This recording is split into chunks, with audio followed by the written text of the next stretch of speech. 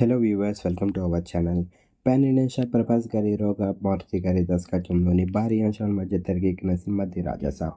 ఈ సినిమా పైన భారీ అంచనాల్ని పెట్టుకున్నారని చెప్పాలి అభిమానులందరూ.